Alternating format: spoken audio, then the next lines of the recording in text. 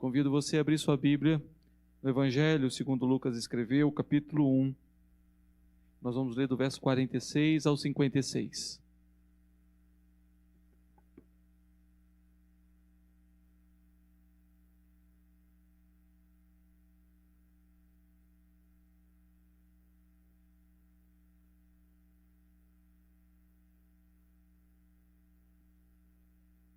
Lucas, capítulo 1, do verso 46 ao 56.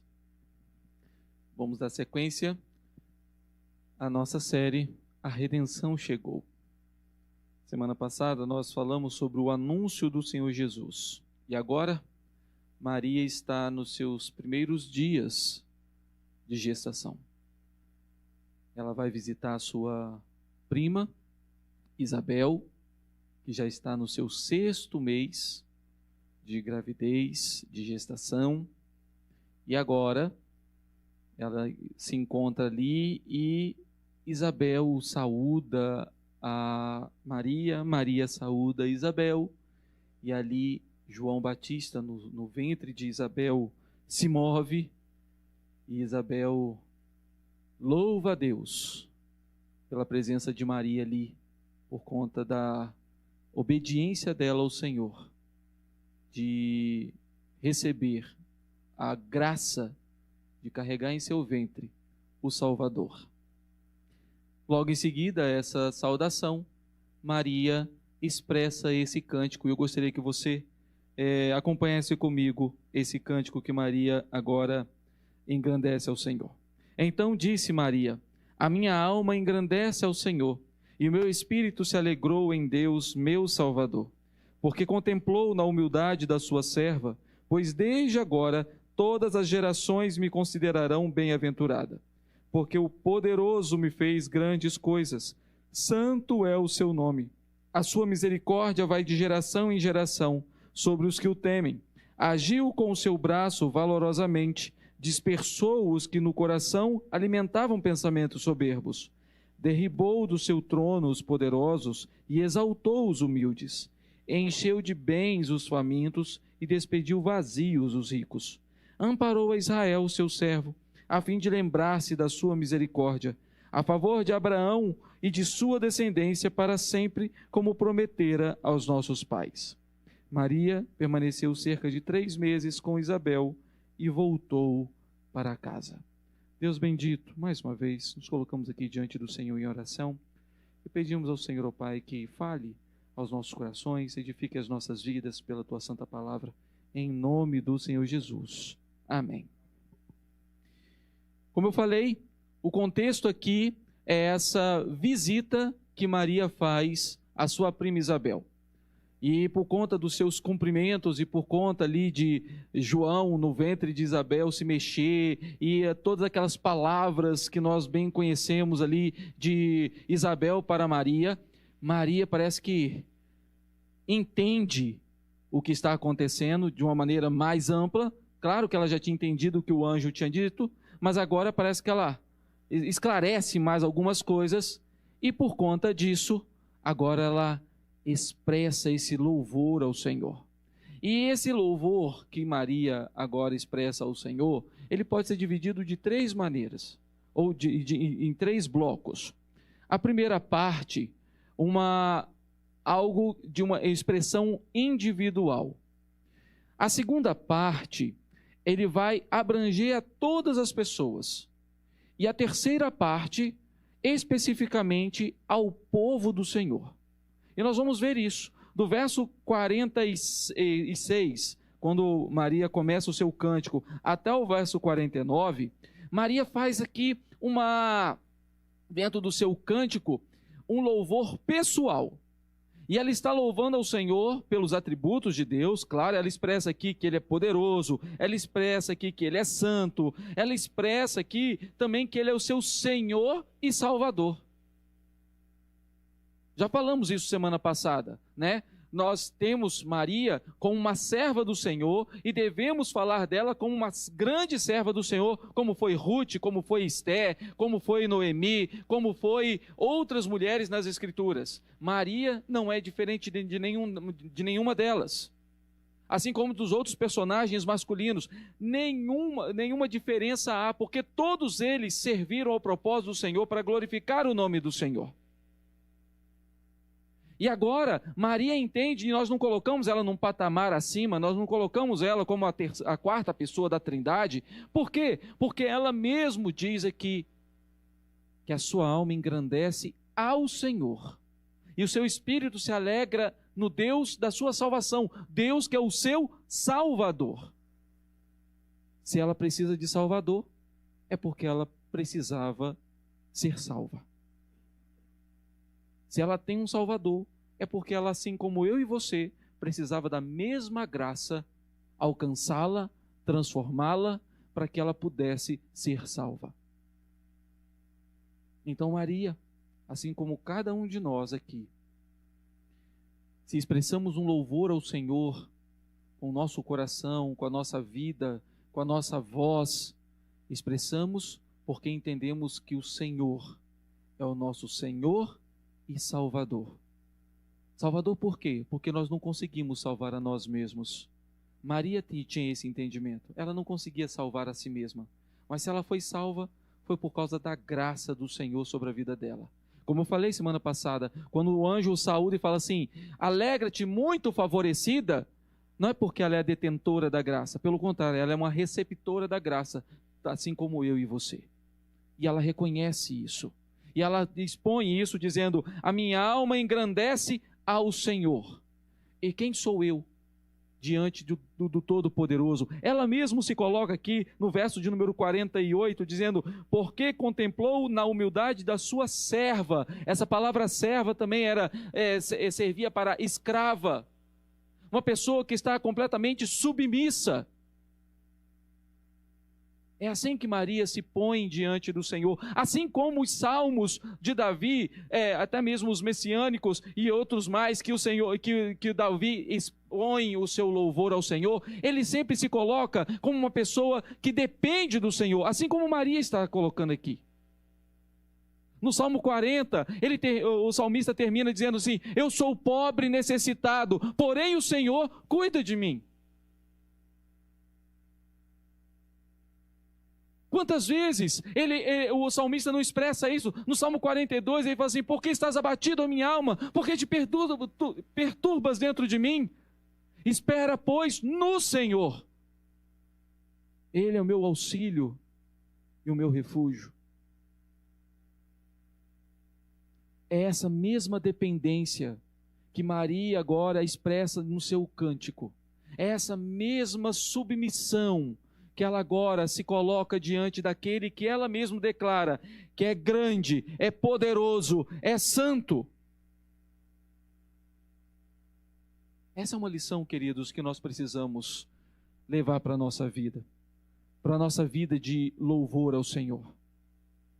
Porque muitas vezes nós nos acomodamos na vida espiritual achando que somos os detentores da graça. Muitas vezes nós nos colocamos pessoalmente como acima de outras pessoas, como se aquilo que aconteceu conosco, o fato de agora nós sermos salvos, o fato de agora sermos filhos do Senhor, o fato de sermos chamados servos do Senhor, isso nos dá status, isso nos coloca num patamar acima das outras pessoas. Não coloca, só aumenta a nossa responsabilidade. Só aumenta a nossa responsabilidade. Agora, como filhos do Senhor, como servos do Senhor, precisamos andar na luz do Senhor.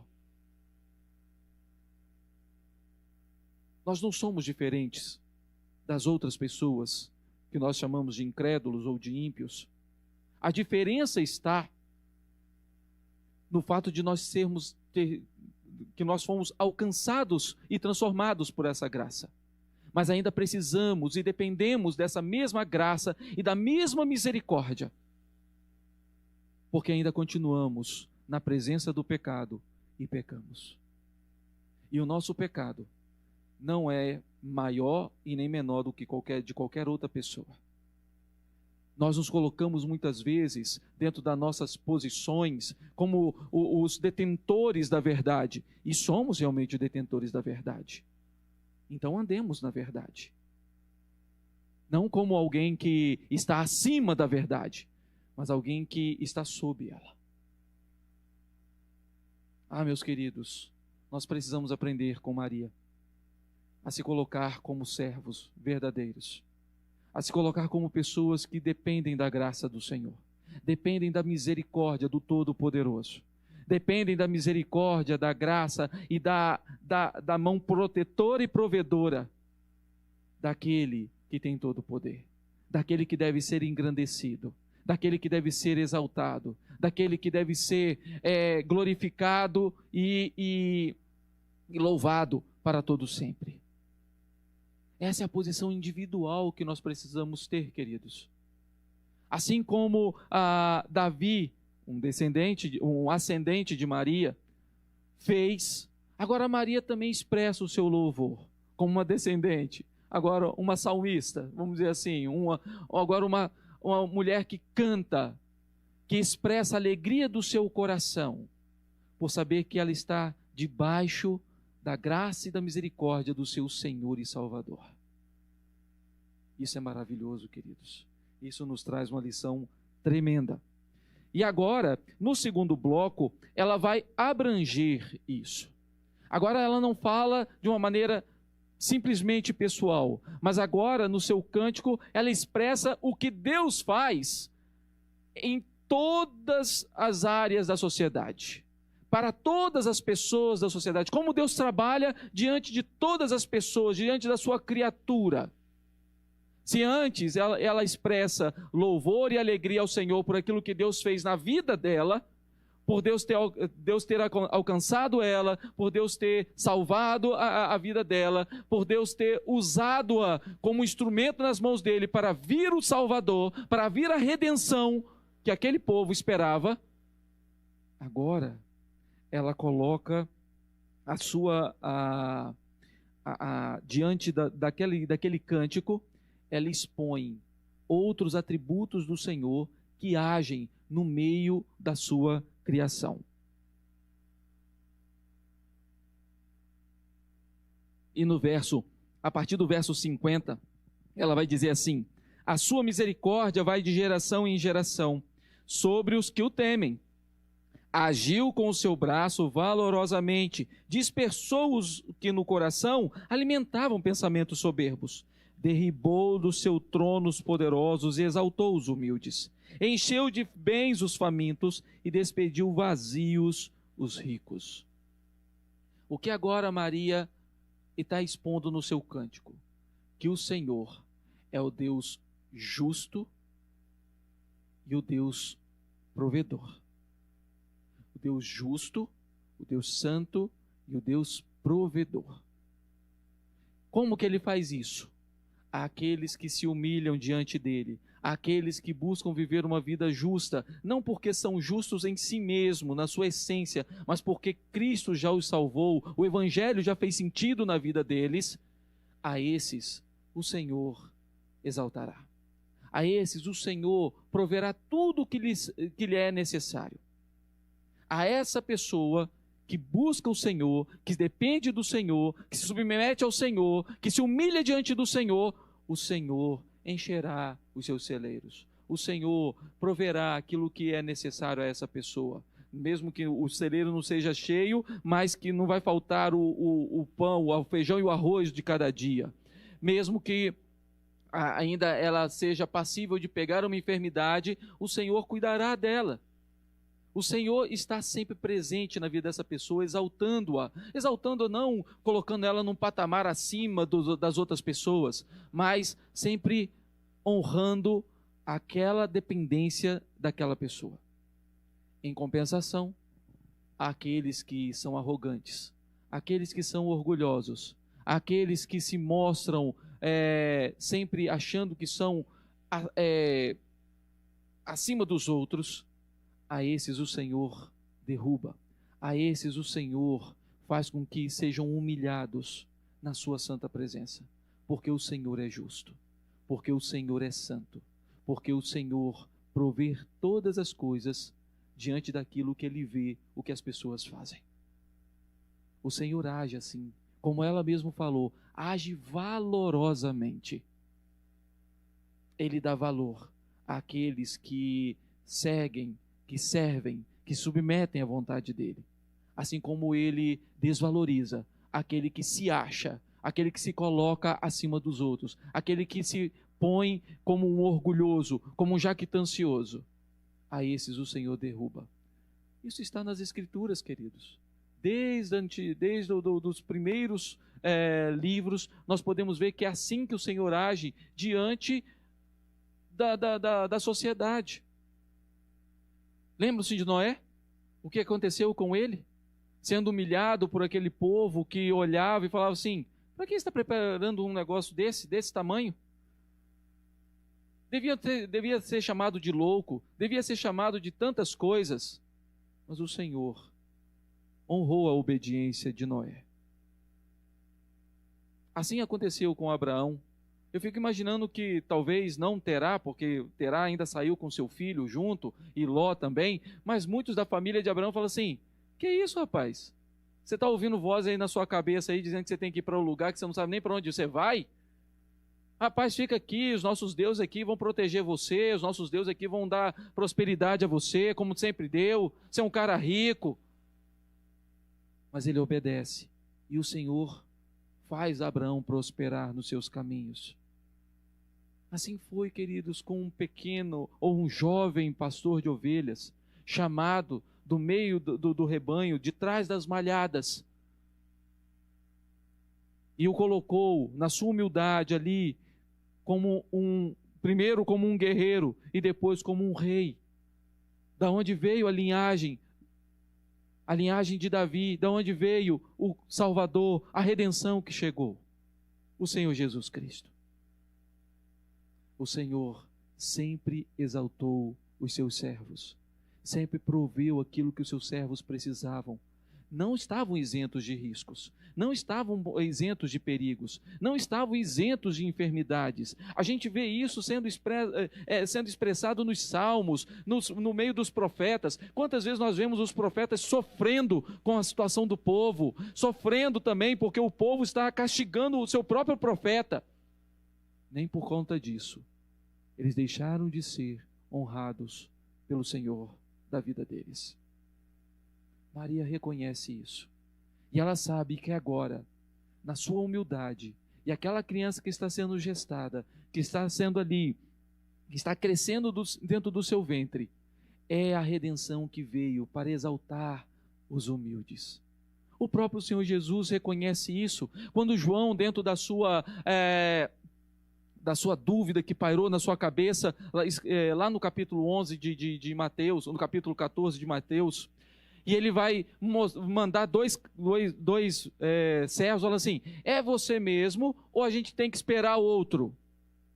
A resposta do Senhor Jesus a eles é: vai lá e fala com eles que os cegos estão vendo, os coxos e aleijados estão andando, os mudos estão falando, os surdos estão ouvindo, e aos pobres está sendo pregado o Evangelho.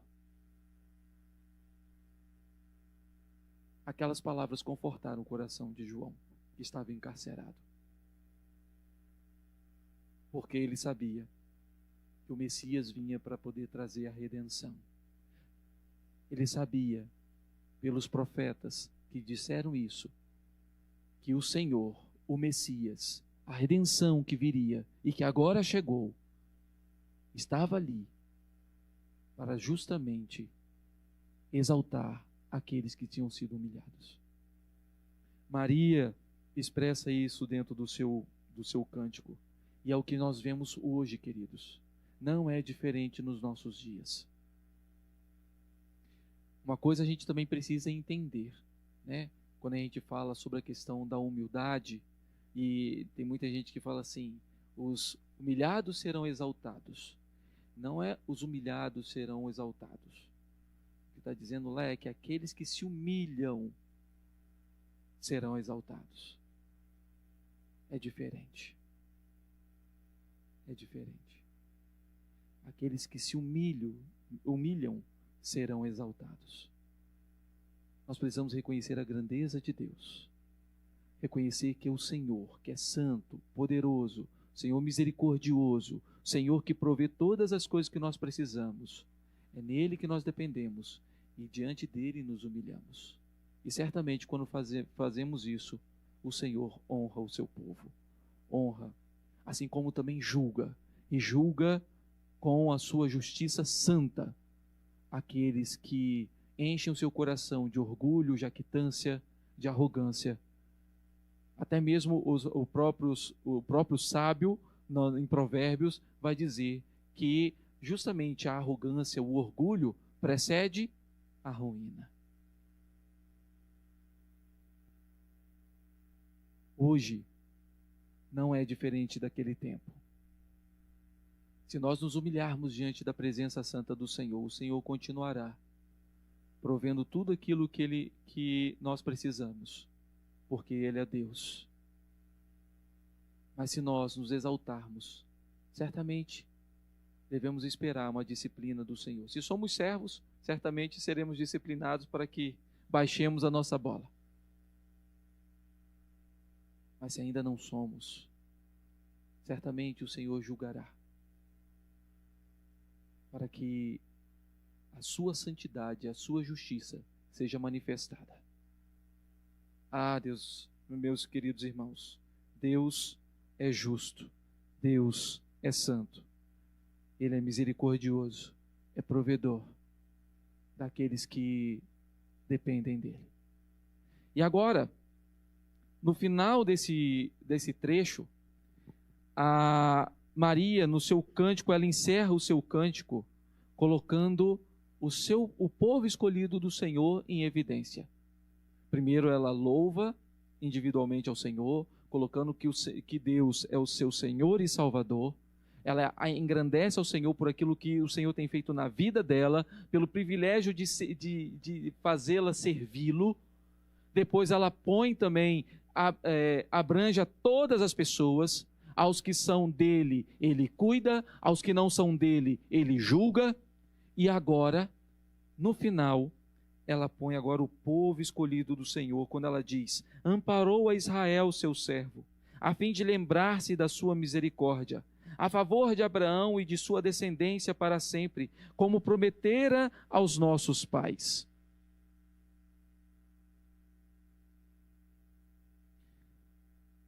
Quando eu estava lendo esses dois versos, me veio à mente o que aconteceu quando o povo de Israel passou 400 anos no Egito. O povo clamou ao Senhor. E o Senhor ouviu o clamor daquele povo. E o Senhor libertou aquele povo, levantando Moisés como líder daquele povo. Agora, o povo estava há 400 anos também em silêncio. O último profeta, antes de João Batista, Malaquias, viveu 400 anos antes da vinda de João Batista. E agora, a redenção vem. Agora, o profeta que precede o Senhor profetiza que virá aquele que ele não é digno nem de desatar as sandálias. E este veio. 6 meses depois, já estavam se encontrando aqui, cada um no seu devido ventre. E agora, 400 anos depois, o Senhor manda aquele, não mais um líder para libertar o seu povo do cativeiro físico, mas ele manda o Senhor, o Deus conosco, para libertar o seu povo dos seus pecados, para libertar o seu povo da escravidão espiritual, da escravidão dos seus pecados, libertar o seu povo da condenação eterna, libertar o seu povo, porque o Senhor não falha em nenhuma das suas promessas. É isso que Maria agora está louvando a Deus, a fidelidade de Deus diante das suas promessas. O Senhor prometeu, a redenção virá. O Senhor cumpriu, a redenção chegou.